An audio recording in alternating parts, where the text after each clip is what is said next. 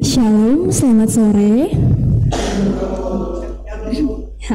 Tentunya saya sangat bersyukur kita bisa kembali berkumpul di rumah Tuhan pada sore hari ini untuk memuji dan menyembah Tuhan bersama-sama.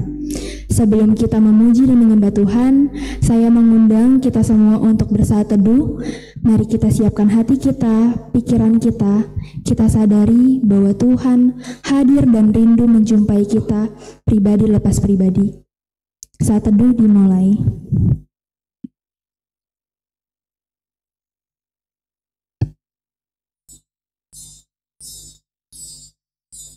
Mari saudara-saudari, kita satukan hati kita berdoa. Allah Bapa di surga, terima kasih atas hari baru yang Engkau berikan kepada kami untuk hari ini. Kami datang dengan hati yang rindu untuk memuji dan menyembah, serta mendengarkan firman-Mu.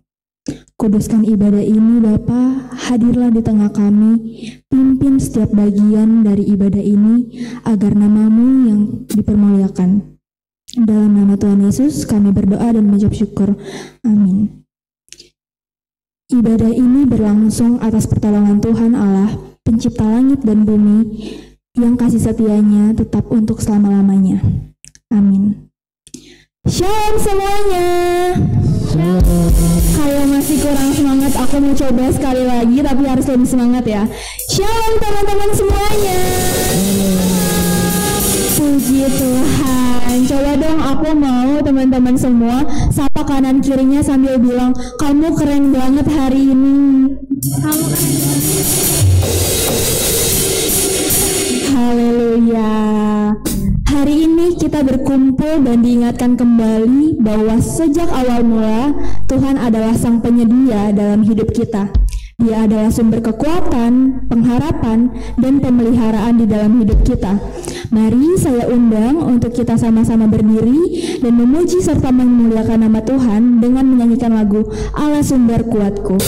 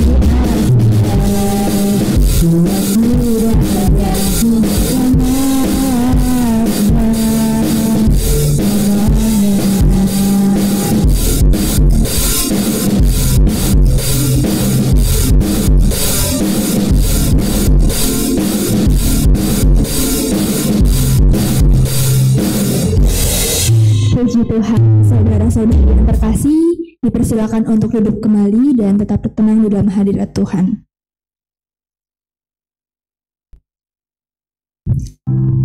Di tengah syukur kita kepada Allah Sang Penyedia, yang sejak semula mencukupi segala yang kita butuhkan. Mari kita juga mengambil waktu untuk merenungkan, sudahkah hati kita benar di hadapannya? Mungkin tanpa kita sadari, hati kita mulai mengandalkan diri kita sendiri. Terkadang kita lupa bahwa Tuhan adalah sumber segalanya. Sekarang adalah saat yang tepat untuk kembali datang dengan kerendahan hati dan menyerahkan diri kita sebagai hamba-Nya. Mari sama-sama kita menyanyikan lagu Hati Sebagai Hamba.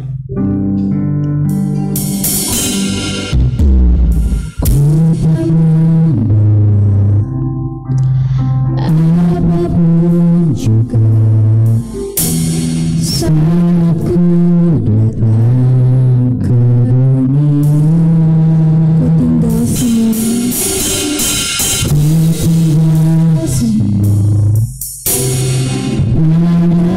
akhirnya saat ku kembali ke surga. inilah yang kami punya. Inilah yang ku punya, hati sebagai hamba yang taat dan setia padamu Bapa. Kemana kan ku bawa hati yang menyembah dalam dan kebenaran sampai. Mari kita nyanyikan lagu ini lebih sungguh lagi dari awal. Kita nyatakan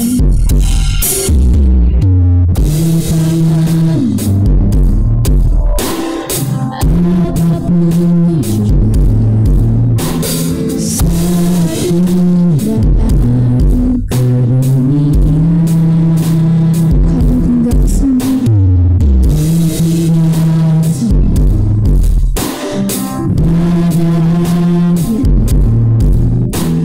saat ku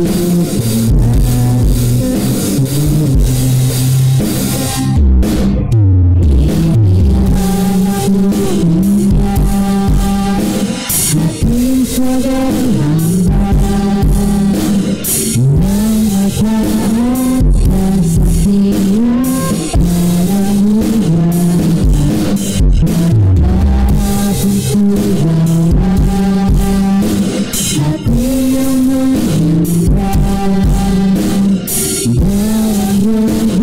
kebenaran sampai akhir. Terima kasih Bapa atas setiap penyertaan-Mu dan pertolongan-Mu di dalam hidup kami. Ya Tuhan, dengan segenap kerendahan hati kami di sini ya Tuhan. Kami mau serahkan hati kami, pikiran kami. Hanya inilah yang kami punya Bapa. Kiranya Tuhan, ajari kami untuk tetap taat, untuk tetap setia pada Engkau ya Tuhan. Mari sama-sama kita nyatakan lebih sungguh lagi, inilah yang kupunya.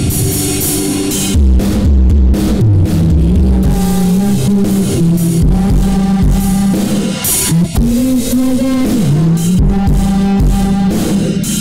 yang taat dan setia padamu Bapa. Kemana ku bawa hati yang menyembah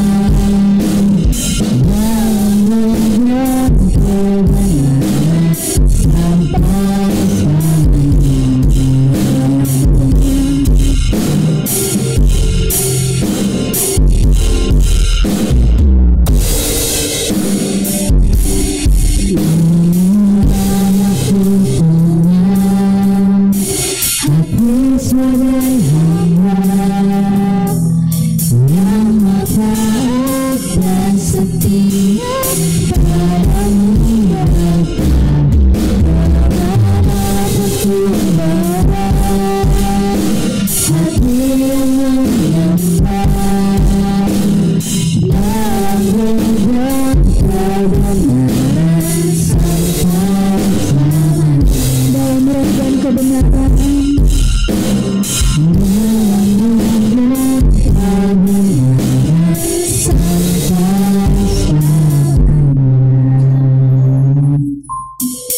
saudara-saudari yang terkasih, Tuhan tidak hanya hadir di awal mula, tetapi Dia tetap setia menemani kita hingga hari ini. Firman-Nya menjadi pelita dan penuntun dalam setiap langkah kita. Sebelum kita mendengarkan firman Tuhan, saya undang untuk kita semua masuk lebih dalam lagi ke dalam hadirat-Nya. Mari kita nyatakan keyakinan kita bahwa Dialah Allah yang tidak pernah berubah, Bapa yang penuh kasih, Bapa yang setia, Bapa yang selalu menyediakan yang terbaik untuk kita. Saya undang untuk kita semua, siapkan hati kita bersama-sama memuji Tuhan dengan menyanyikan lagu Bapa yang Kekal.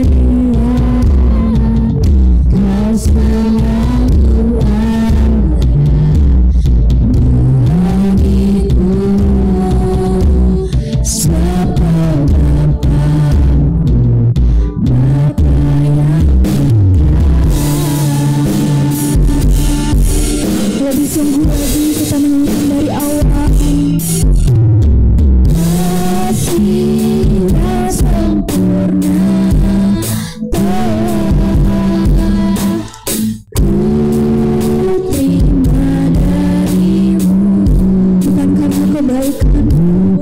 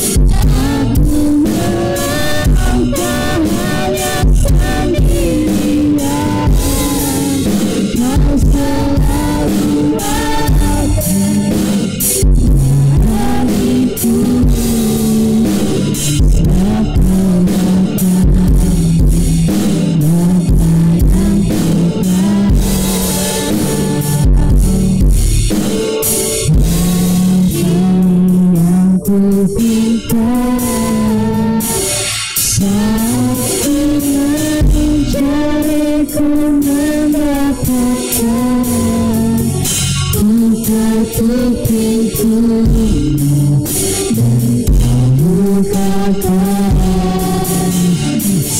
Kau Bapa-Ku,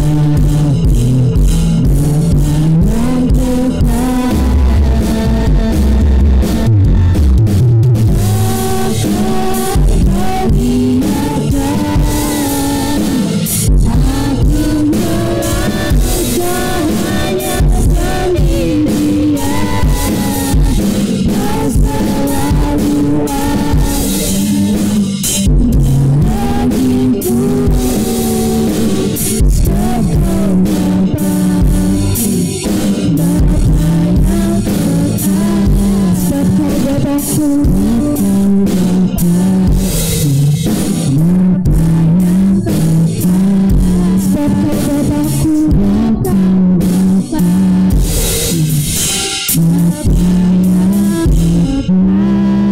Kepada Pak Haskar dipersilakan.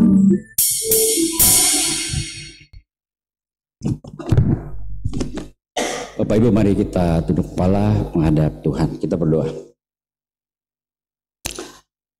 Allah Bapa yang kekal, Allah yang menciptakan langit dan bumi, dan Allah yang secara spesial menciptakan kami manusia dan menempatkan di bumi yang sudah Engkau ciptakan dan lengkap. Pada sore hari ini kami tunduk di hadapan-Mu. Kami membaca sekali lagi firman-Mu, dan Roh Kudus tolong kami untuk memahami siapa Tuhan Allah yang mencipta kami segambar dengan Engkau, dan siapa kami manusia yang dicipta oleh Tuhan dan ditempatkan secara khusus di bumi yang Engkau ciptakan. Mampukan kami untuk melihat Engkau di balik sejarah penciptaan, dan terlebih mampukan kami untuk melihat dalam konteks kami saat ini, bagaimana seharusnya kami menjalani kehidupan di bumi yang Engkau cipta, dan mandat tanggung jawab yang Engkau percayakan kepada setiap kami. Berfirmanlah Tuhan yang menciptakan kami, karena kami anak-anak-Mu siap mendengarnya. Dalam Kristus Yesus, Tuhan dan Juru Selamat kami, Tuhan yang menyelamatkan kami dan mengembalikan kami kepada maksud semula Tuhan mencipta kami. Kami naikkan doa dan syukur ini kepada Bapa di surga. Amin. Bapak Ibu, mari kita baca kitab Kejadian. Kita akan baca mulai dari ayat 1 sampai ayat yang ke-25. Ya, minggu lalu Kak Sema sudah membahas, minggu sebelumnya Kak Sema sudah membahas dari sampai ayat yang ketiga. Tetapi Bapak Ibu, teks kita Kejadian 2 ayat 1 sampai 25 adalah salah satu teks perjanjian lama paling penting, tapi paling sering disalahpahami orang percaya.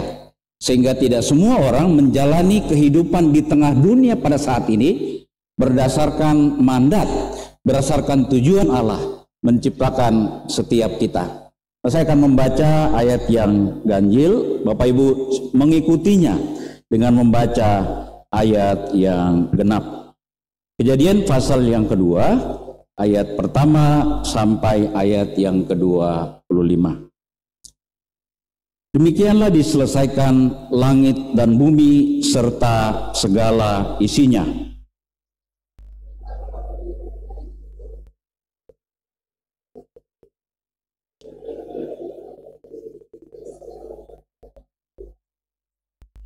Lalu Allah memberkati hari ketujuh itu dan menguduskannya, karena pada hari itulah Ia berhenti dari segala pekerjaan penciptaan yang telah dibuatnya.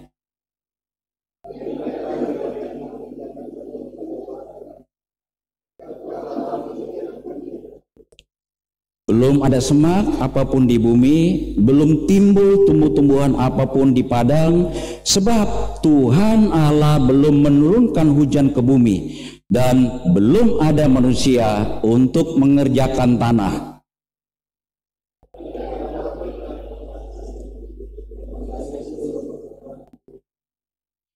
Kemudian Tuhan Allah membentuk manusia dari debu tanah dan mengembuskan napas hidup ke dalam hidungnya.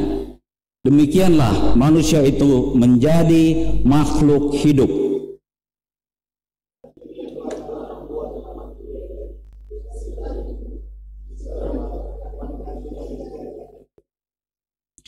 Lalu Tuhan Allah menumbuhkan dari tanah berbagai pohon yang menarik dan baik untuk dimakan buahnya. Juga pohon kehidupan di tengah-tengah taman itu, serta pohon pengetahuan tentang yang baik dan yang jahat.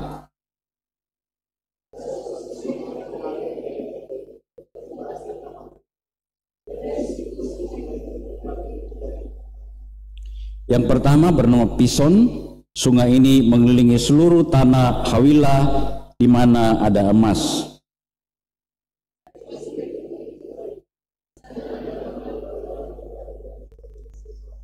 Sungai kedua bernama Gihon yang mengelilingi seluruh tanah Kus.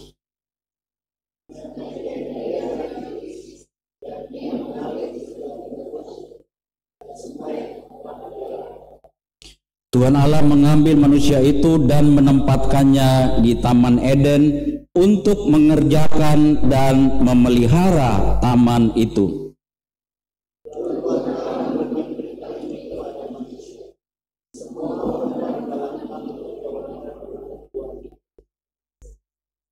Tetapi buah dari pohon pengetahuan tentang yang baik dan yang jahat jangan kau makan, sebab pada saat engkau memakannya engkau pasti mati.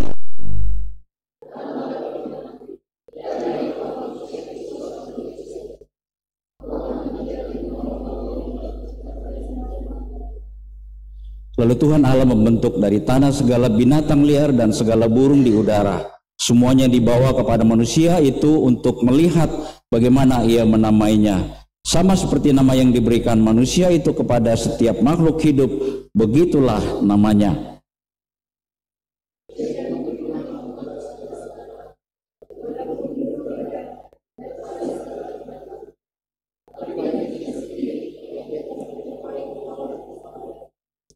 Lalu Tuhan Allah membuat manusia itu tidur nyenyak. Ketika ia tidur, Tuhan Allah mengambil salah satu rusuk darinya, lalu menutup tempat rusuk itu dengan daging.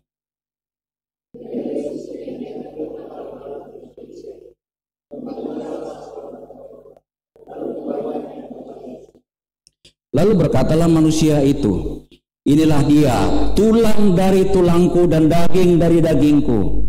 Ia akan dinamai perempuan sebab ia diambil dari laki-laki.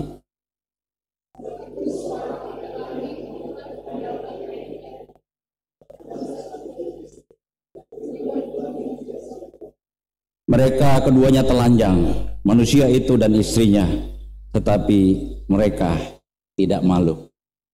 Bapak Ibu, bacaan yang tidak hanya indah, tapi memberikan pelajaran yang sangat berharga. Siapa Tuhan, siapa kita, dan bagaimana seharusnya kita menjalani kehidupan di dunia. Mari kita lihat beberapa poin yang sangat penting. Pertanyaan yang Bapak Ibu coba pikirkan, tapi nggak usah dijawab, nanti dijawab. Apakah Anda memandang hidup, ya, bumi tempat kita tinggal, studi atau pekerjaan, dan seks sebagai hak kita, hak Anda, ataukah semata pemberian Allah?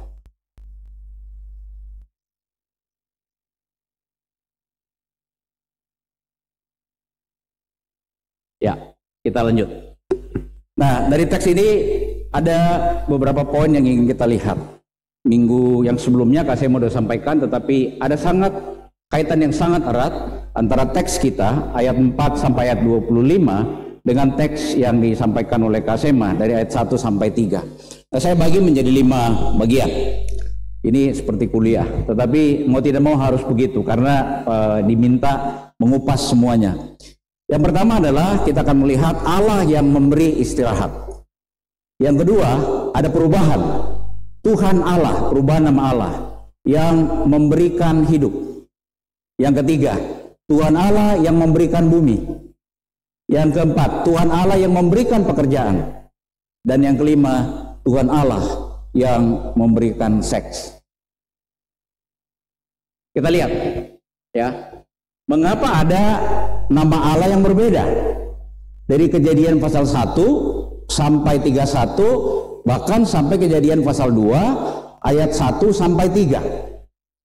Di situ kita lihat Allah yang mencipta adalah Allah yang sepertinya jauh, ya. Jadi Allah menciptakan langit dan bumi, menciptakan tumbuhan, memisahkan langit dan bumi, seperti diuraikan Pak Murdiarso bulan Mei yang lalu. Jadi. Ini yang disebut sebagai creation ex nihilo, dari tidak ada menjadi ada. Jadi Allah tidak touch, Allah tidak bersentuhan dengan ciptaannya. Dia ciptakan, kemudian jadi. Betul? Kalau Anda menyimak itu sangat-sangat jelas. Tetapi ketika masuk pada Kejadian pasal 2 ayat yang keempat sampai ayat yang ke-25, terjadi perubahan nama. Perhatikan bacaan kita di ayat yang ketiga. Ya, di situ masih menggunakan lalu Allah. Tapi ketika masuk ayat yang keempat, perhatikan 4b. Ketika Tuhan Allah. Jadi sebelumnya hanya Allah, selanjutnya menggunakan kata Tuhan Allah. Dan kalau Bapak Ibu perhatikan Alkitab Bapak Ibu, maka sepanjang perjalanan sampai kitab Wahyu, maka berulang-ulang kita akan menemukan penggunaan kata Tuhan Allah. Kenapa Tuhan Allah? Tuhan Allah adalah nama pribadi Allah. Kalau bangsa Israel, orang Yahudi menggunakan kata Yahweh, itu ya. Dan itu memberikan perspektif baru tentang ciptaan. Bahwa sebelumnya hanya menggunakan kata Allah, karena Allah itu tidak in charge, tidak terlibat langsung dengan ciptaannya. Tapi ketika menciptakan manusia, maka fokusnya dari pasal 2 ayat 4 sampai 25, fokusnya adalah manusia yang dicipta segambar dengan Allah, seperti disebutkan di Kejadian 1 ayat 26 dan ayat yang ke-27.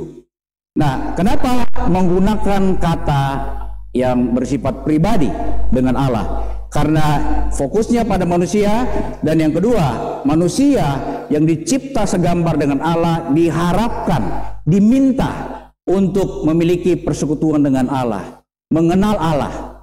Begitu ya. Nah, ini sangat-sangat menarik dan membedakan kita dengan binatang. Binatang dengan manusia dicipta pada hari keberapa? Sama atau beda? Sama harinya. Ya. Dan para ahli mengatakan bahwa perbedaan antara manusia dengan binatang itu hanya 3% DNA-nya. Betul? Tapi apakah binatang bisa berpikir? Binatang tidak bisa berpikir. Ya, seperti kita. Tidak bisa kreatif seperti kita. Tetapi yang membuat kita berbeda adalah bahwa Allah itu mencipta kita segambar dengannya. Nah, sehingga selanjutnya dari ayat 4 sampai ayat yang ke-25 kita akan menggunakan kata Tuhan Allah. Dalam orang Ibrani selalu mengatakan Allah Bapa, the God, the Lord God, ya. Karena Allah itu mendengarkan, Allah itu hadir, Allah itu setia di dalam kehidupan mereka. Nah, mari kita lihat yang pertama, Allah yang memberikan istirahat. Jadi dalam bacaan kita sangat jelas, pada hari ke-7 Allah yang pertama menyelesaikan dan berhenti dari segala pekerjaan. Disebutkan di ayat yang pertama, ayat yang kedua, sampai ayat yang ketiga. Ya, Allah berhenti karena dia sudah menyelesaikan tugasnya.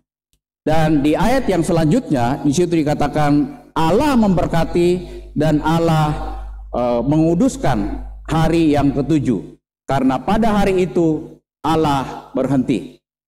Nah, Bapak dan Ibu sekalian, dengan kata yang digunakan Allah berhenti, sebetulnya Allah ingin mendemonstrasikan arti dari istirahat. Bukan berarti bahwa Tuhan itu capek. Betul? Bukan Tuhan itu lelah menjalankan proses penciptaan, tetapi Tuhan Allah itu ingin mendemonstrasikan bahwa manusia yang dicipta segambar dengannya harusnya mengikutinya. Dan Tuhan Yesus juga melakukan hal yang sama. Ketika mereka lelah melakukan pelayanan, dia berhenti dan menarik diri bersama murid-muridnya ke tempat yang terpencil, karena ada waktunya untuk beristirahat.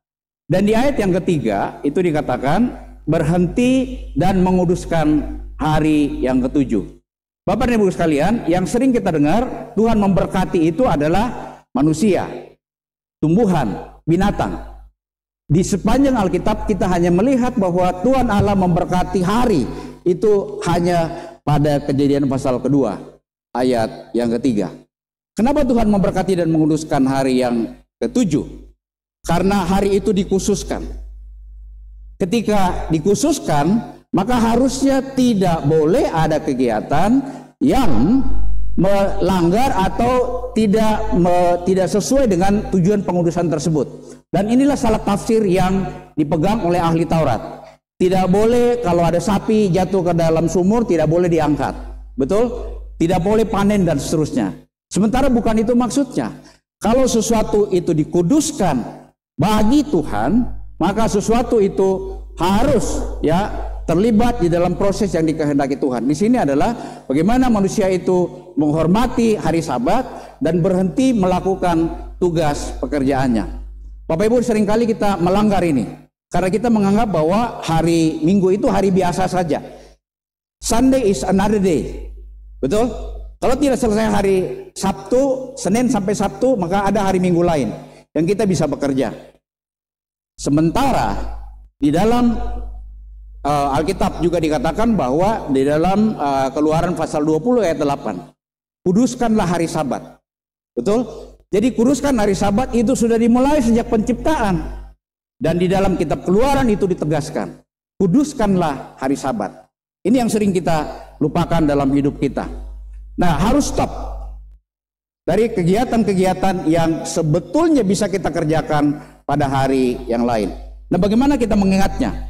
Saya ada ilustrasi. Saya dengan Bu Beatrice sering jalan dengan cucu. Dan ada satu lagu yang dia sangat suka. Ya, di dalam lagu itu ketika kita berjalan selalu ada kata stop. Jadi siapapun yang bilang stop, maka semua harus stop dan listen. Ya, listen. Kita dengarkan apakah suara burung, apakah suara motor, apakah suara mobil. Tuhan memberikan hari Sabat kepada kita untuk stop dan listen. Kita lakukan refleksi. Bagaimana kita menjalani hari Senin sampai hari Sabtu. Dan apakah kehendak Tuhan yang harusnya kita jalani di dalam kehidupan kita. Nah, yang lain adalah kita hari Minggu beristirahat merayakan berkat Tuhan. Karena kita sudah diberkati hari Senin sampai hari Sabtu, maka saatnya kita merayakan. Dan ingat, kenapa Tuhan Yesus bangkit pada hari Minggu dan kita rayakan Paskah pada hari Minggu? Itu artinya apa? Hari Minggu atau Sabat adalah hari di mana kita merayakan kemenangan Tuhan Yesus dari antara orang mati. Sehingga semua kegiatan harusnya berfokus pada bagaimana refleksi, bagaimana penyembahan kita kepada Tuhan. Nah, bagaimana aplikasinya dalam kehidupan kita sehari-hari? Bapak dan Ibu sekalian, kita harus punya kata stop. Ya, kita hidup di dunia yang bergerak dengan cepat. Dan orang seringkali lupa waktu. Karena mengejar target, mengejar fulus dan seterusnya. Harus ada kata stop. Ingat, stop and listen. Apa maunya Tuhan? Apa yang diketahui Tuhan dari kehidupan kita? Yang kedua, kita harusnya menggunakan hari Sabat ini, hari Minggu ini sebagai hari untuk merayakan hak keberhasilan dan berkat yang diberikan Tuhan. Dan disitulah terjadi pemulihan. Saya punya kebiasaan, Bapak Ibu, hari Minggu saya harus tidur. Ya, Sabtu dan Minggu tidur 2-3 jam. Karena begitu lelah hari Senin sampai hari Sabtu. Sehingga harusnya kita beristirahat dan dipulihkan untuk siap lagi untuk bekerja pada hari berikutnya. Jadi Sabat adalah kesempatan kita merayakan kemenangan kebangkitan Kristus dari antara orang mati dan bersekutu dengan jemaat Tuhan yang lain. Dari buku yang saya baca dikatakan bahwa pendeta-pendeta, ini kasih ada di sini. Pendeta-pendeta juga harus ingat, kadang-kadang hari Minggu itulah hari yang overload, betul? Semua dikerjakan. Sehingga pada hari Senin, Selasa itu soak akhirnya. Nah, ini sangat penting. Setiap kita melihat dan bagaimana menguduskan hari Sabat. Jadi hari Sabat itu penting dan harus ada kata stop di dalam kamus kita, dalam bekerja, di dalam melayani. Sehingga kita bisa disegarkan kembali oleh Tuhan. Nah, kita lihat yang kedua. Pada hari yang selanjutnya, khususnya dari ayat yang keempat sampai ayat yang ketujuh, Tuhan Allah memberikan hidup. Jadi sudah ada peralihan. Sebelumnya menggunakan kata Allah saja, di sini sudah menggunakan Tuhan Allah. Tuhan Allah yang adalah Bapa kita memberikan hidup kepada kita. Kita perhatikan ayat 4 sampai ayat yang ke-7. Perhatikan, Tuhan Allah membentuk manusia dari debu tanah. Debu tanah adalah material yang sudah diciptakan Allah sebelumnya. Kalau Bapak Ibu perhatikan di Kejadian pasal 1 24 sampai 31, sangat jelas di situ ya, bahwa kita juga adalah ciptaan. Dan bahan itu di dalam Kejadian pasal 1 9 10 sudah ada. Ketika Allah memisahkan langit dan bumi, air dan daratan, disitulah adanya debu. Dan Tuhan mengambil debu tanah itu untuk membentuk manusia seperti ahli tembikar. Ketika membentuk botolkah, apakah, bola dan seterusnya. Jadi Allah itu menggunakan ilustrasi seperti seorang tukang tembikar yang membuat sesuatu. Dan perhatikan, ketika manusia itu sudah selesai dibentuk, belum dihembuskan nafas, manusia itu seperti cangkang kosong, mati, tidak ada apa-apanya. Betul? Ya. Baru setelah itu kita perhatikan, Tuhan Allah mengembuskan nafas hidup kemana? Ke dalam hidungnya. Bapak Ibu pernah terbayang tidak? Bagaimana Tuhan mencipta kita? Ini yang seringkali kita lewatkan. Dari nafas hidup kita itu dari Tuhan. Sebelumnya hanya cangkang yang tidak ada artinya, terdiri dari debu. Betul ya? Kemudian Allah mengembuskan nafas melalui hidungnya. Ini sangat spesial. Ada hubungan pribadi. Maukah setiap orang Bapak Ibu, ya, ada orang lain mencium hidung Bapak Ibu sembarangan? Tidak?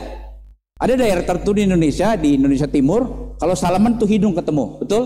Saya pertama kali waktu ketemu saya agak menghindar begitu ya.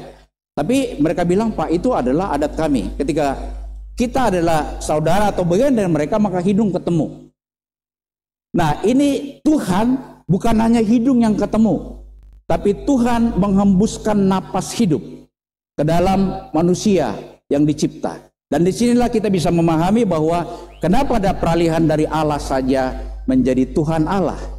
Karena Tuhan itu adalah Bapa kita yang mengasihi kita, ya, dan memperhatikan kehidupan kita. Bapak Ibu, perspektif ini seharusnya memberikan kita gambaran bahwa kita berarti karena Tuhan sendiri yang memberikan napas hidup ke dalam diri kita. Seringkali kan kita tidak merasa bahwa kita ini milik Tuhan, betul? Kita ini jagoan, kita ini serba bisa, ya, dan seterusnya dan seterusnya. Dengan teks ini kita bisa melihat bahwa kita nothing, kita berharga, kita hidup, kita berarti hanya karena Tuhan Allah mengembuskan napas hidup ke dalam kehidupan kita. Demikianlah manusia menjadi makhluk yang hidup. Nah, terlihat Bapak Ibu perbedaan antara binatang yang dicipta dengan manusia. Dibentuk dari tanah seorang ahli, ya, ahli tembikar Tuhan Allah sendiri, kemudian diembuskan napas dan jadilah manusia. Jadi nilai kita, nilai Bapak, Ibu dan saya sangat ditentukan oleh sejauh mana kita melihat Allah atau siapa Allah yang menciptakan kita dengan begitu indah. Nah, mari kita lihat apa aplikasinya dalam kehidupan kita sehari-hari. Mari kita bersyukur untuk apapun bentuk tubuh kita, ya, mau tinggi mau pendek, betul kan? Ini sangat penting. Saya berkali-kali cerita, saya dulu susah terima diri saya. Jadi dulu saya SMP di Papua, SMA masuk Jakarta, SMA-nya Pak Anton, SMA 70. Itu cowok-cowoknya tinggi-tinggi dan putih, cewek-ceweknya putih-putih cantik begitu. Saya bilang, Tuhan, apa yang salah? Haskar udah hitam, pendek, hidup lagi gitu. Jadi saya susah terima, betul, susah sekali saya terima diri saya. Sampai pada suatu saat saya kelas 2 SMA, kemudian saya ikuti KKR dan saya bertobat sungguh-sungguh. Saya menerima Tuhan Yesus sebagai Tuhan dan Juru Selamat saya, dan saya terima. This is Haskar, this is me, ya. Apapun keadaan saya, apapun kondisi saya ini dicipta segambar dengan Allah dari Kejadian pasal 1. Jadi Anda tidak perlu minder. Membandingkan diri dengan orang lain itu tidak fair. itu kita sebetulnya menghina pencipta kita. Jadi terima diri apa adanya, bersyukur apa adanya, dan jalani kehidupan di dalam dan bersama dengan Tuhan. Kita punya potensi ilahi, ya. Mari kita mencipta manusia menurut gambar kita, menurut gambar Allah. Diciptakannya mereka, laki-laki dan perempuan. Apakah keserupaan dengan Allah itu dalam hal fisik? Tidak, ya. Tidak ada orang yang tahu Allah itu seperti apa.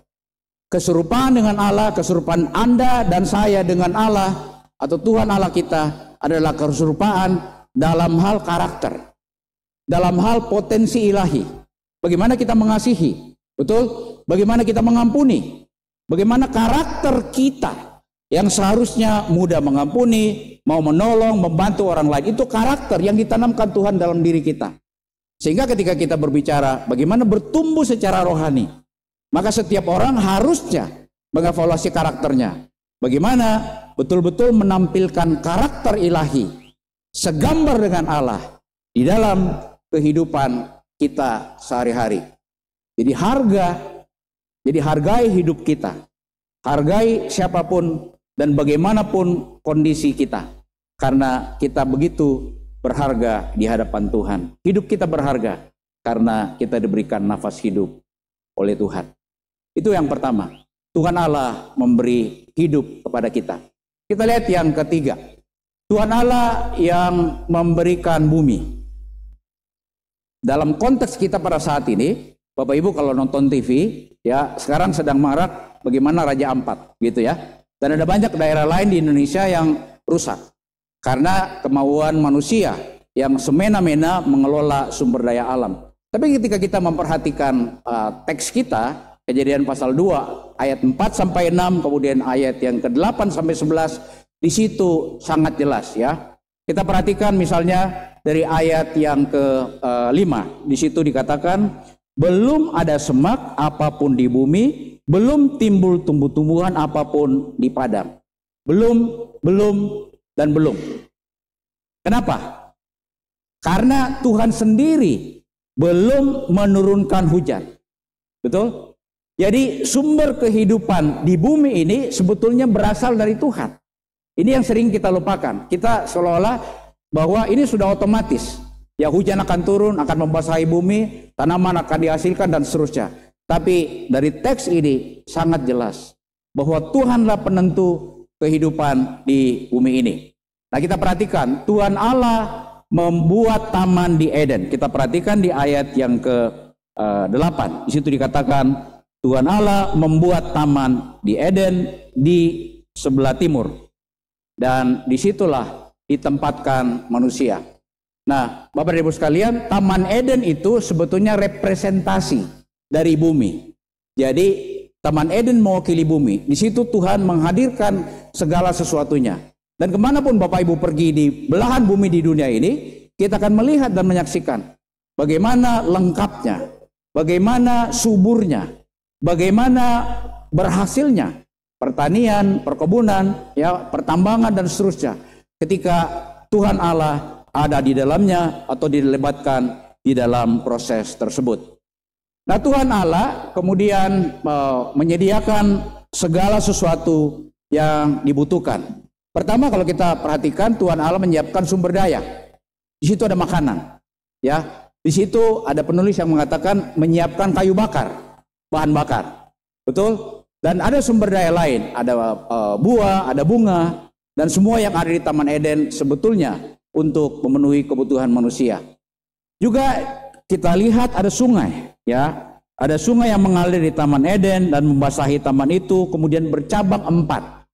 Ada 4 sungai yang mengalir dan dikatakan dari Taman Eden mengalir ke seluruh bumi.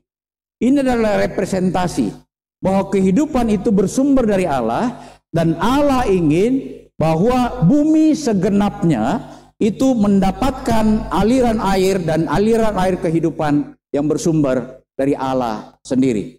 Jadi kita tidak bisa dan hanya melihat bahwa sungai itu ya bertepatan ada di situ. Sungai itu selalu ada hulunya, betul? Dan ada hilirnya.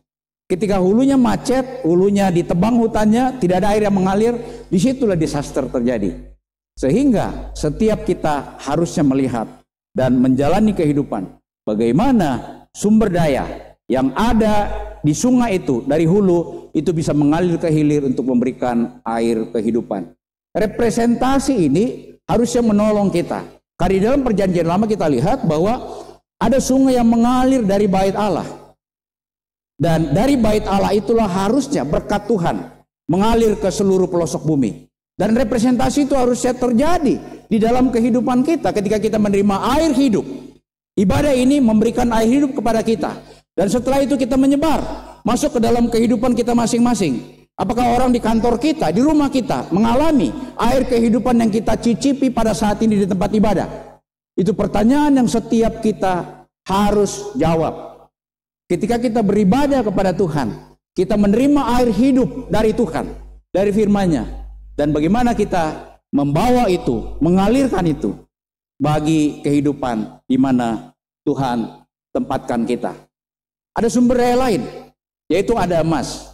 Ya, tadi ada damar, kemudian ada batu, disopas. Apa maksudnya? Nah, teks ini memang agak sulit dipahami. Tapi kalau Bapak Ibu tarik teks perjanjian lama yang lain, teks ini hendak mengatakan bahwa sumber daya yang khusus itu mencerminkan kehadiran Allah.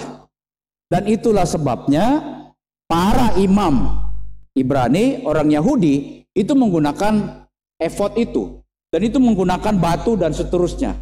Dan itu melambangkan kehadiran Allah. Digunakan hanya pada upacara-upacara tertentu dengan maksud bahwa Tuhan Allah hadir di tempat itu.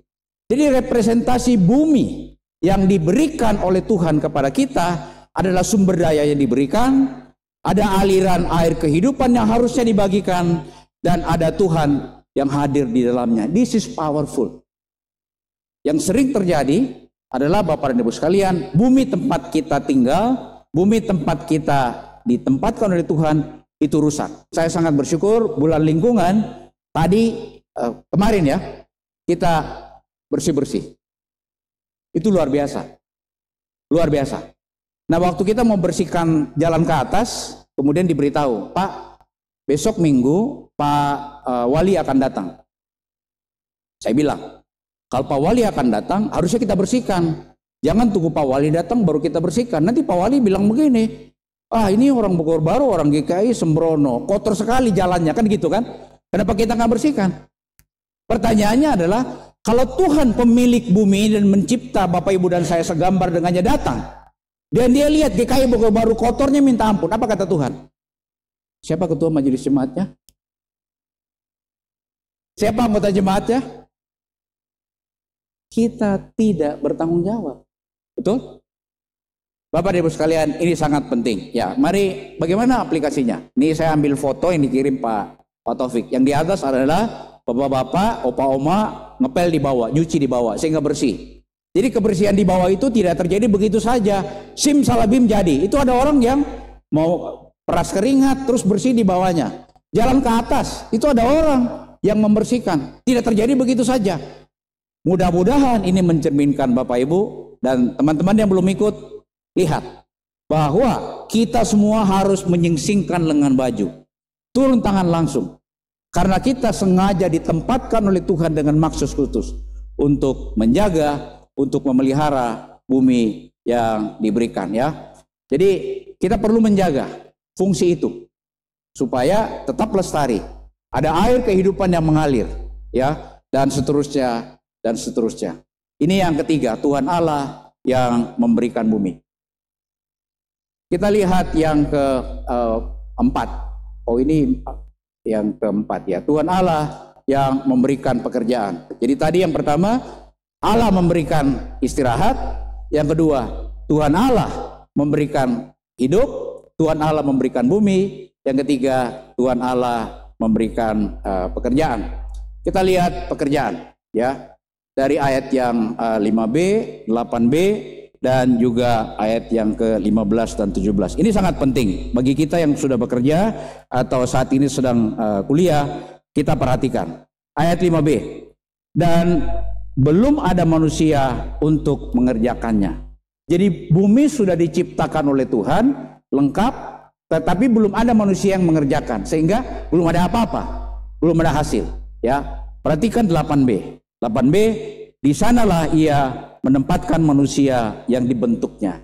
Jadi manusia yang dibentuk dari tanah, diembuskan napas kehidupan, kemudian menjadi makhluk hidup, ditempatkan oleh Allah khusus di Taman Eden. Jadi belum ada manusia yang mengerjakan taman itu. Jadi kehadiran manusia itu sangat penting. Tanpa Bapak Ibu, tanpa kita terlibat dalam pengelolaan lingkungan, pengelolaan bumi, maka bumi itu tidak bisa apa-apa. Karena desain Tuhan, manusia diciptakan untuk menjaga dan memelihara. Dan ini akan kita lihat pada bagian selanjutnya. Di sanalah dia menempatkan manusia yang dibentuknya. Kemudian tujuannya apa? Kita perhatikan di ayat yang ke-15 sampai ayat yang ke-17. Ini menarik. Tuhan Allah mengambil manusia itu dan menempatkan di Taman Eden untuk apa? Untuk mengerjakan dan memelihara taman itu. Jadi ada mandat budaya, ada mandat khusus. Di PTJ saya bilang bahwa ini adalah mandat yang berlaku buat setiap orang. Mau Kristen, mau agamanya apapun, semua orang itu mendapatkan mandat budaya. Karena siapapun dicipta segambar dengan Allah. Jadi kalau orang lain rajin ke kebun, ya, rajin bekerja, akan diberkati pekerjaannya. Betul? Nah, kalau kita berharap bahwa Tuhan memberkati pekerjaan kita tapi kita tidak lakukan tugas kita, bagaimana Tuhan bisa memberkati pekerjaan kita? Karena mandat ini adalah mandat budaya yang berlaku bagi setiap orang. Nah, mengerjakan, ya, kata mengerjakan itu artinya mengusahakan, melakukan sesuatu. Dan mengerjakan itu harus ada perubahan. Bapak Ibu nanti selesai ibadah, keluar sedikit ke toilet, dibawa ke belakang dan perhatikan. Ada perubahan. Jauh lebih bersih, betul? Jauh lebih gerejawi, kira-kira gitulah. Ya, atau nanti pulang jalan ke atas, lihat, itu jauh lebih bersih. Mengerjakan artinya harus ada perubahan, ada growth, ada pertumbuhan. Dan itu hanya mungkin terjadi kalau kita terlibat di dalamnya. Memelihara, itu menjaga, to protect, ya, to conserve. Itu tugas dan tanggung jawab kita. Bumi ini yang rusak tidak akan bisa kembali kalau manusia tidak terlibat di dalamnya. Bapak Ibu, kalau kita perhatikan di Ulangan pasal Bilangan pasal 6 ayat 24 sampai 26, di situ ucapan bahagia. Itu maknanya bagi orang Israel begini. Tuhan katakan kepada Musa, katakanlah kepada mereka, Tuhan memberkati engkau dan melindungi engkau. Tuhan menghadapkan wajahnya kepadamu dan seterusnya dan seterusnya. Artinya begini sebetulnya. Setelah kamu beribadah kepada Tuhan di baitnya, maka undurlah perlahan dari tempat di mana kamu sudah berjumpa dengan Allah dan masuklah ke dalam kehidupanmu. Di sanalah engkau harusnya hadir, memberikan berkat, menghadirkan damai sejahtera, menghadirkan sukacita. Karena dunia di luar sana lah yang membutuhkan damai sejahtera. Dunia di luar sana lah yang membutuhkan berkat dari kita. Betul? Tuhan tidak akan hadir di sana kalau tidak menghadirkan Bapak Ibu dan saya. Sehingga mendapatkan pekerjaan dari Tuhan. Itu seharusnya juga kita terjemahkan. Bahwa kita hadir memberkati. Kita menghadirkan damai sejahtera. Menghadirkan shalom. Menghadirkan sukacita. Kalau kita hanya bekerja mencari uang, di mana Tuhannya? Apa bedanya dengan orang lain yang juga berdoa, bekerja keras? Mandat diberikan kepada setiap kita, termasuk yang kuliah. Mandat diberikan kepada mahasiswa yang kuliah untuk sekolah baik-baik, untuk kuliah baik-baik, supaya dapatkan ilmu yang terbaik. Sehingga nanti ketika sudah bekerja, sungguh-sungguh menghadirkan Tuhan. Orang lain, ini beda. Karena ada Tuhan di dalam kehidupannya. Firman Tuhan itu tidak cuma diomongin, tapi dipraktekkan di dalam kehidupan sehari-hari. Nah, kemudian manusia itu diberi pilihan. Kalau kita perhatikan, ini sangat menarik.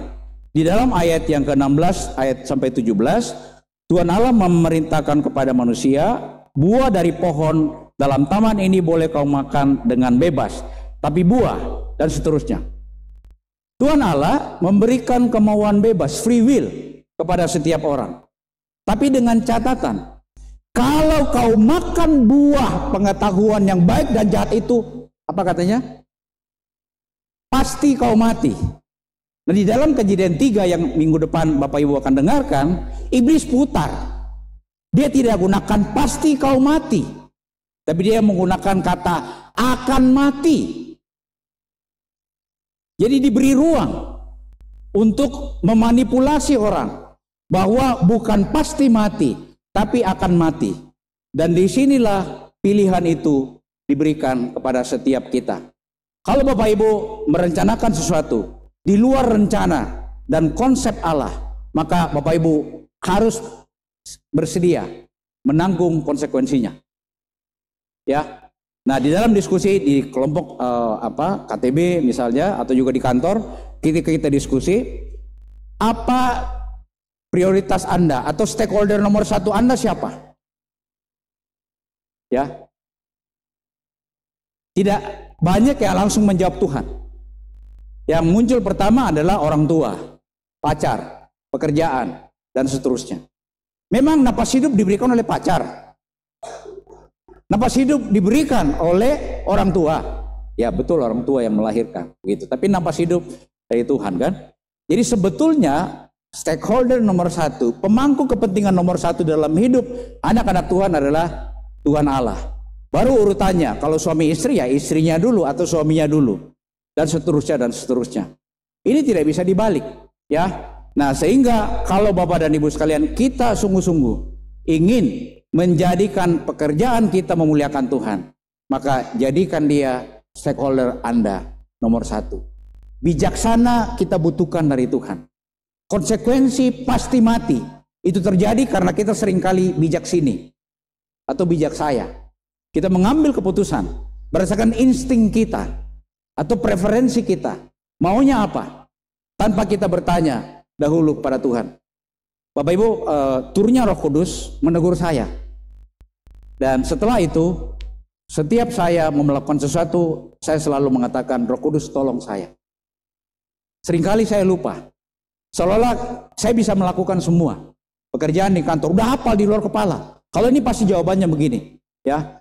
Tapi konsekuensi dari kesalahan itu, seringkali itu terjadi di dalam kehidupan kita.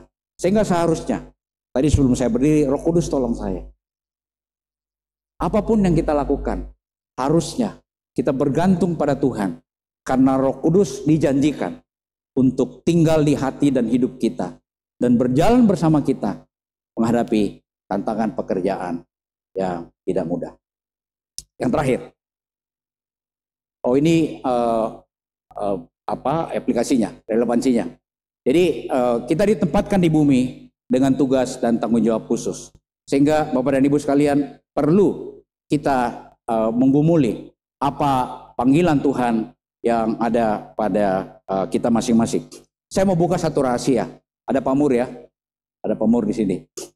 Jadi ketika saya tingkat 3 di IPB, pamur baru segar-segar pulang PhD. Kemudian saya pengurus PMK datang ke tempat pamur. Mungkin pamur lupa, tapi saya sangat ingat dan itu berpengaruh sampai saat ini. Saya tanya Pamur kenapa ambil keahlian klimatologi? Kira gitu ya. Dan Pamur menjawab, saya ingin jadi raja kecil. Saya tersentak. Raja kecil maksudnya apa? Pamur ingin jadi ahli di bidang itu. Orang nanya ke Pamur. Jadi sejak saat itu hidup saya berubah. Saya mau jadi raja kecil seperti yang dicontohkan Pak Daniel Mulyarso. Jadi saya belajar lingkungan. Orang mau belajar apa? Saya bilang terserah. Saya pokoknya mau jadi lingkungan. Dan itu saya tekuni sampai saat ini. Ya, Bapak Ibu, apa panggilan Tuhan dalam hidup Bapak Ibu? Kalau panggilannya jelas, maka Tuhan akan buka jalan. Tuhan akan mempersiapkan segala sesuatu. He is the provider. Dia akan provide everything yang kita butuhkan untuk menjadi alatnya, untuk menjadi ahlinya, untuk menjadi transformatornya, untuk menjadi agent of change-nya.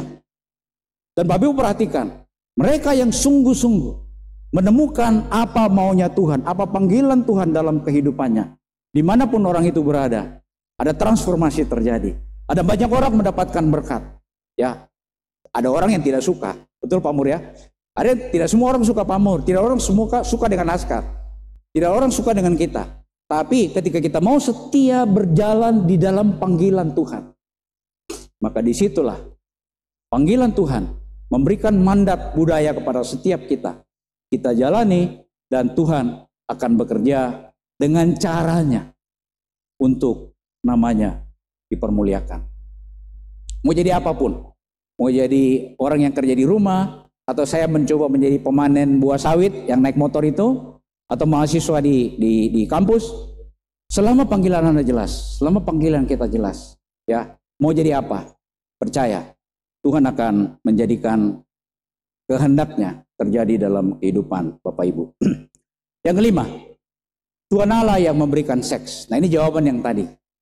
Pertanyaan Bapak Ibu tadi kan, apakah Anda memandang seks itu sebagai hak Anda, hak saya, atau itu adalah pemberian Allah?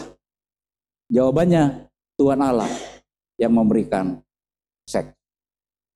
Kita perhatikan beberapa poin. Yang pertama, bahwa Allah menciptakan laki-laki dan perempuan.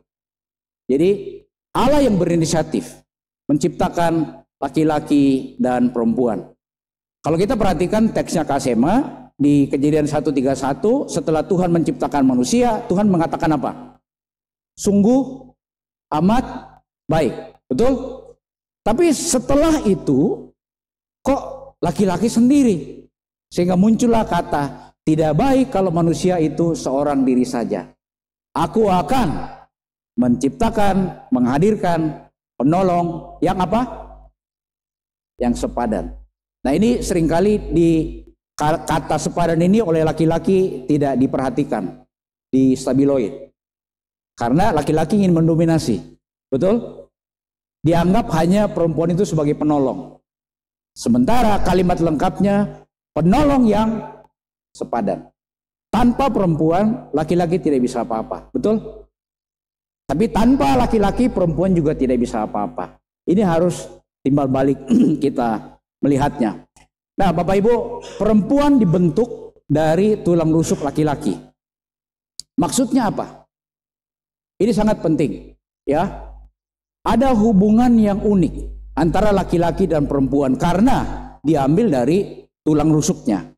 Dan ada seorang teolog yang mengatakan bahwa kenapa perempuan itu dibentuk dari tulang rusuk supaya ada kesetaraan. Coba kalau dibentuk dari tulang kepala, apa kira-kira yang terjadi? Atau dibentuk dari tulang kaki, gitu ya. Jadi dibentuk dari tulang rusuk supaya ada kesetaraan. Kenapa tulang rusuk itu ada di dekat jantung atau hati? Si teolog mengatakan supaya dikasihi, ya, supaya dikasihi. Kenapa tulang rusuk itu adanya di bawah tangan dan diambil dari situ? Supaya dirangkul dan dilindungi. So beautiful.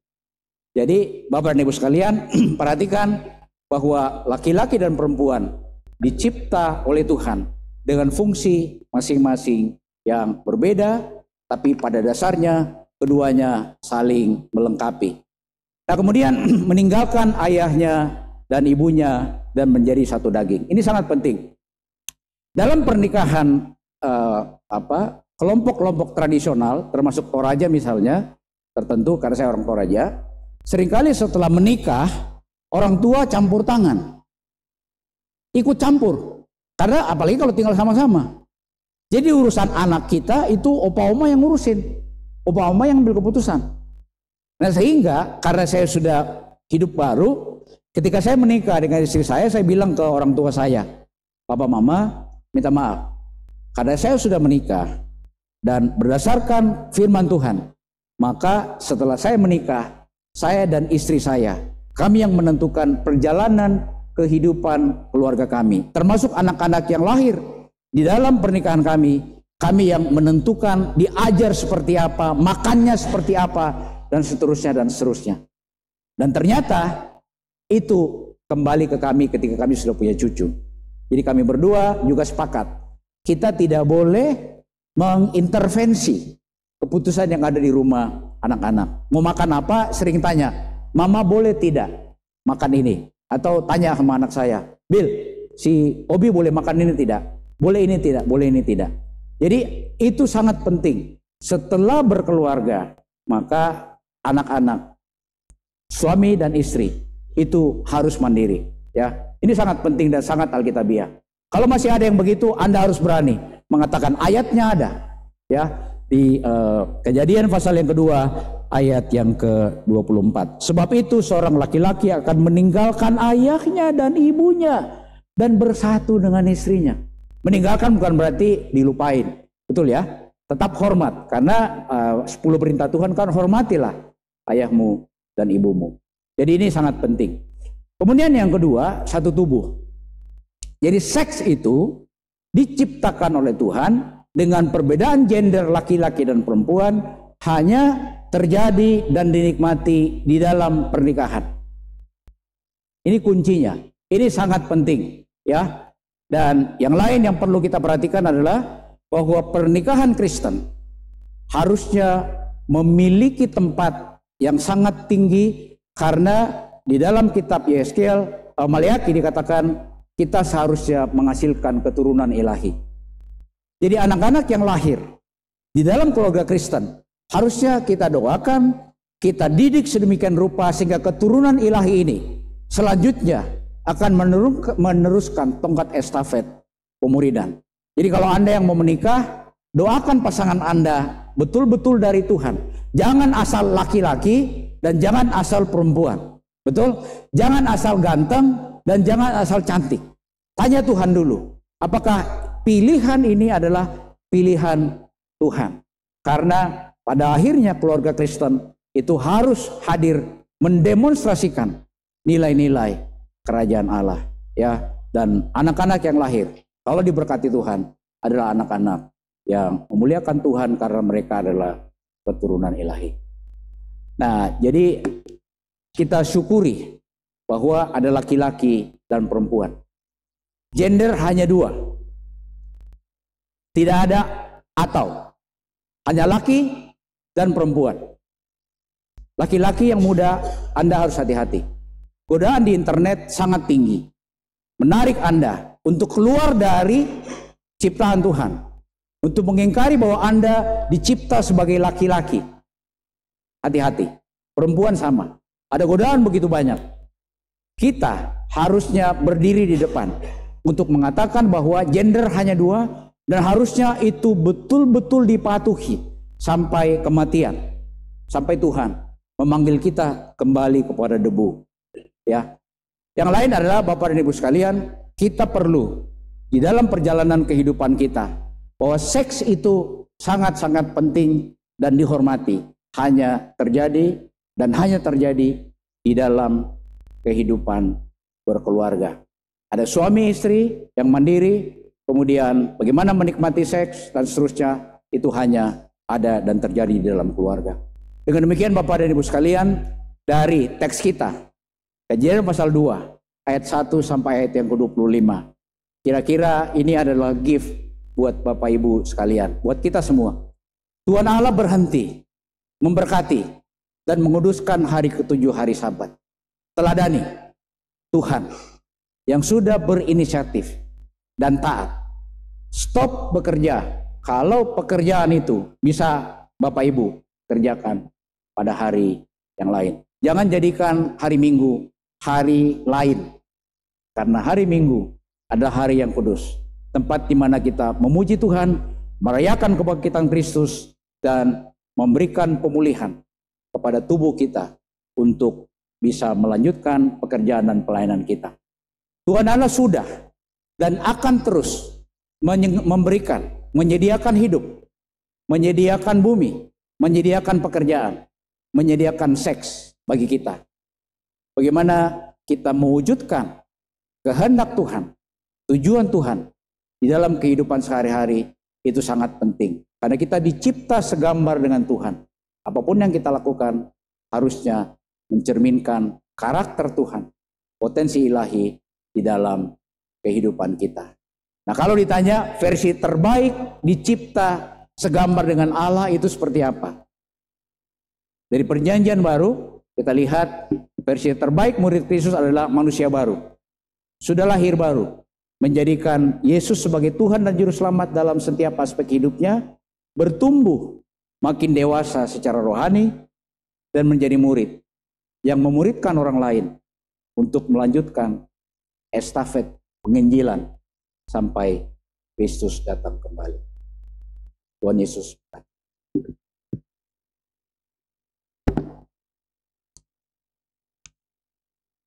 Mari kita masuk dalam doa syafaat.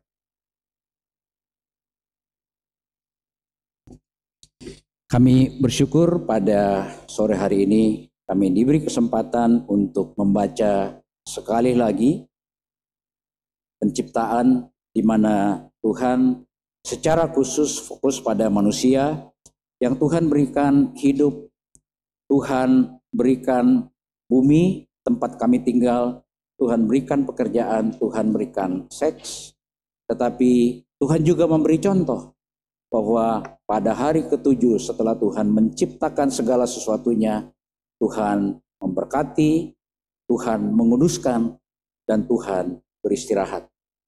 Tolong kami dalam pimpinan Roh Kudus untuk sungguh-sungguh mengimani dan menjalani firman Tuhan ini, agar kami dari hari ke hari makin bertumbuh menjadi versi terbaik Tuhan, menjadi murid Kristus, makin bertumbuh secara rohani, dan juga berkomitmen menjadi murid Kristus yang memuridkan orang lain.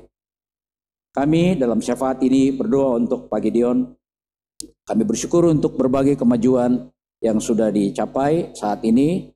Kami sangat bersuka cita karena Tuhan yang mencipta Pak Gideon adalah Tuhan yang sama yang mengasihi, dan kami percaya akan menyempurnakan pekerjaan Tuhan dalam diri saudara kami, Pak Gideon. Kami berdoa untuk keluarga yang mengasihi, biarlah kasih Tuhan juga disalurkan, sehingga Pak Gideon dan juga teman-teman, sehingga Pak Gideon dalam waktu dan perkenanan Tuhan boleh makin dipulihkan.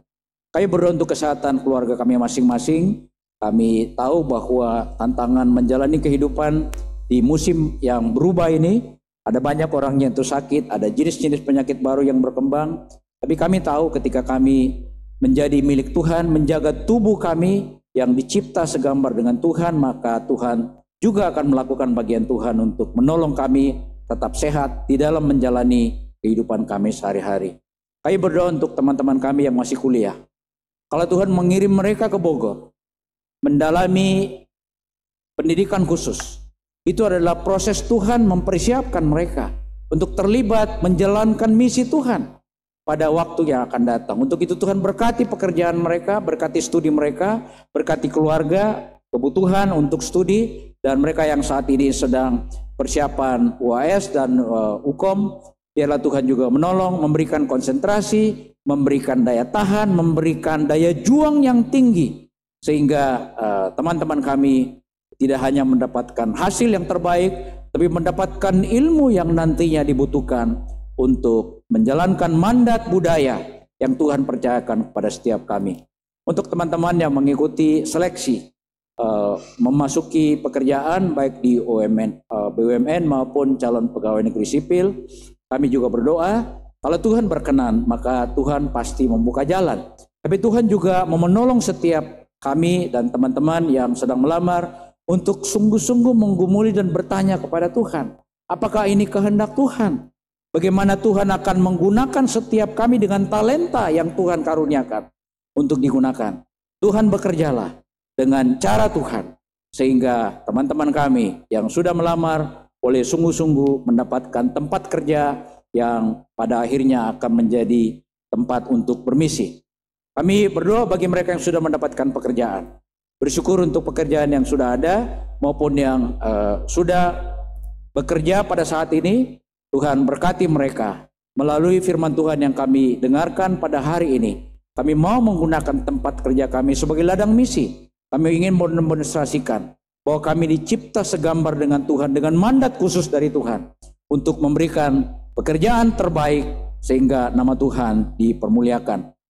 Kami berdoa bagi mereka yang baru mendapatkan tempat kerja, biarlah mereka juga boleh beradaptasi secara proaktif, mencari data dan informasi, bergaul, dan mencari tambahan-tambahan keterampilan baru, sehingga di tempat kerja yang baru teman-teman yang sudah mendapatkan pekerjaan sungguh-sungguh mendapatkan tempat dan memberikan kontribusi terbaik yang mereka dapat lakukan.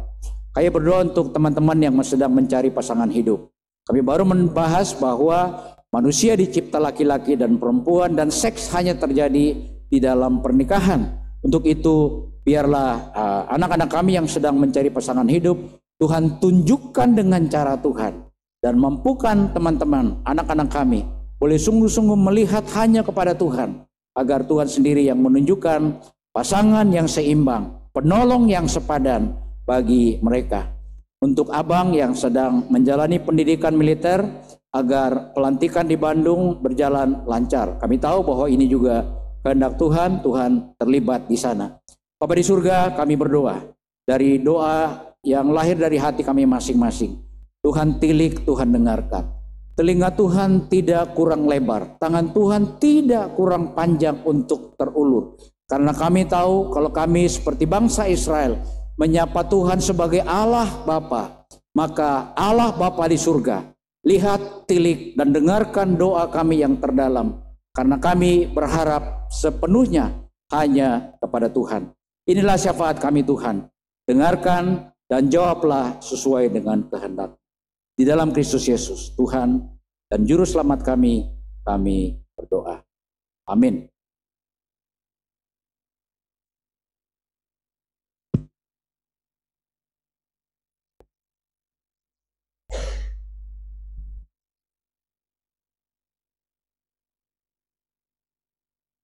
Umat diundang untuk berdiri. Marilah kita bersama dengan umat Allah di masa lalu, masa kini dan masa depan mengingat janji baptisan kita dengan mengikrarkan pengakuan iman rasuli.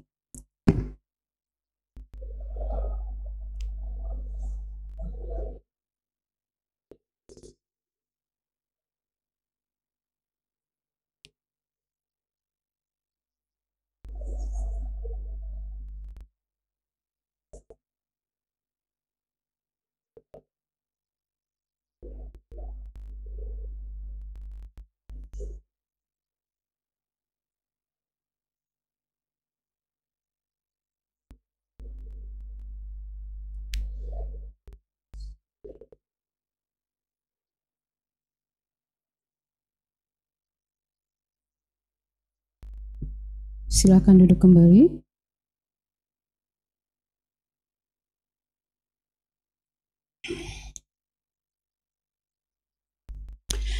Marilah dengan penuh sukacita kita akan memberikan persembahan sebagai ungkapan syukur atas kasih dan pemeliharaannya di dalam kehidupan kita. Firman Tuhan dari Mazmur 103 ayat 1 sampai 2. Pujilah Tuhan, hai jiwaku, pujilah namanya yang kudus, hai segenap batinku. Marilah kita memuji Tuhan, hai jiwaku, dan janganlah lupakan segala kebaikannya. Kita akan memuji Tuhan dengan lagu Aku Diberkati.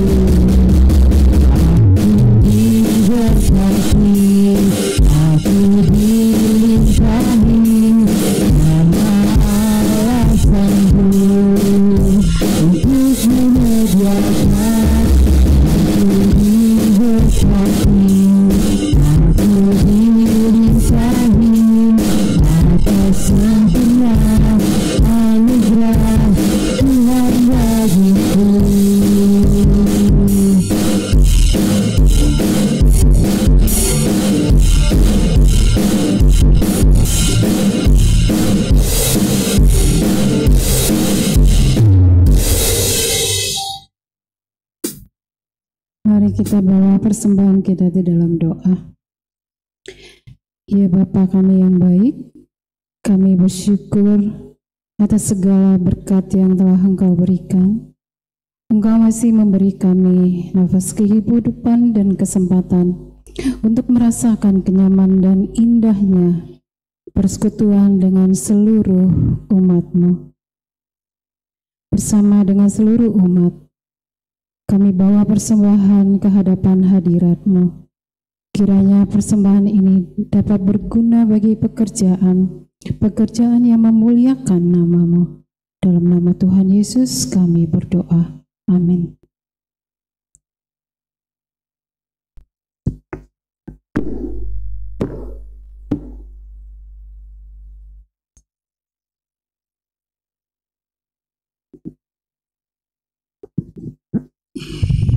Bapak Ibu Saudara, dengan tetap berdiri, kita akan pulang memasuki kehidupan kita sehari-hari. Tuhan yang mencipta kita segambar dengan Allah adalah Tuhan yang tidak hanya menyediakan, tapi akan terus menyediakan hidup bagi kita, bumi di mana kita tinggali, pekerjaan, dan juga seks yang boleh digunakan secara bertanggung jawab. Untuk itu pulanglah dan masuki kehidupan kita sehari-hari untuk terus percaya bahwa janji Tuhan itu akan dipenuhi selama kita setia pada Tuhan Allah kita dan setia menjalani kehidupan yang bertanggung jawab bagi Dia, Tuhan pencipta kita. Percaya janji-Mu.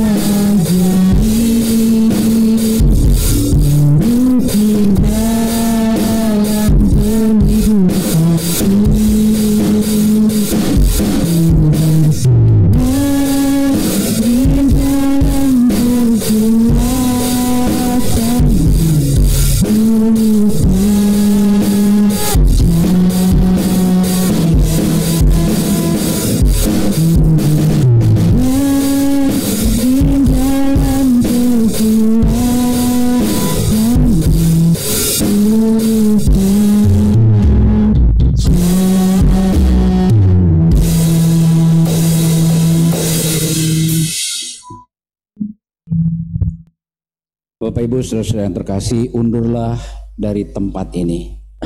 Masukilah kenyataan hidup saudara sehari-hari dan jadilah saksi Tuhan agar banyak orang boleh melihat dan mengalami kehadiran Tuhan Allah melalui kehadiran kita semua. Terimalah berkat Tuhan.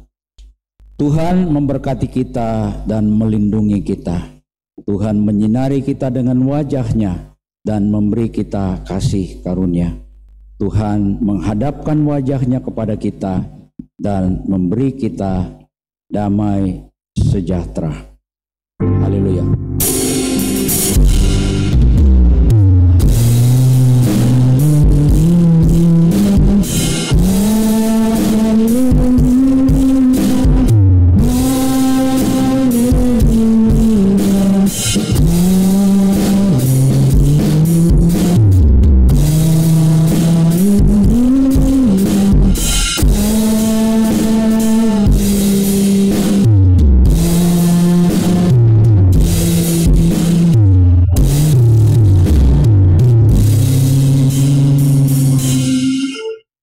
Ibadah selesai, silakan duduk.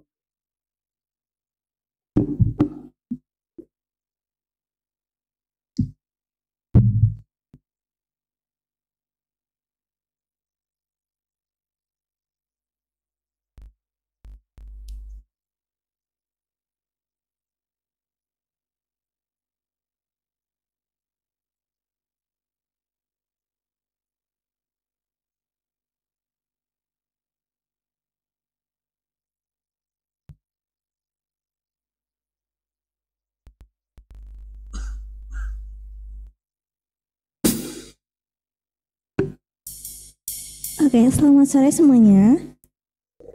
Oke, di sini ada sedikit penangkalan warta. Sebelum itu, terima kasih kepada PF kita pada hari ini, Pak Askar, dan para pemusik kita pada hari ini yang pertama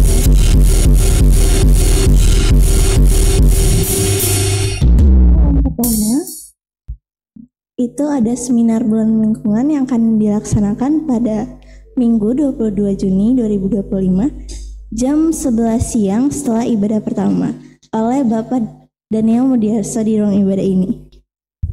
Oke, yang kedua ada kegiatan yang diselenggarakan oleh Pokja Kebangsaan GKI Klasis Jakarta Selatan di hari Sabtu 21 Juni 2025. Yang kegiatannya ada kunjungan ke tempat ibadah bersejarah, lalu wisata kuliner legendaris, terus ada jelajah situs sejarah di kawasan Pasar Baru, dan aktivitas seru seperti bermain, belajar, mengenal nilai-nilai kebangsaan secara menyenangkan, dan ini gratis dan terbuka untuk umum. Oke, segitu aja. Pisan deh semuanya. Sebelum itu mari kita berfoto yuk di depan.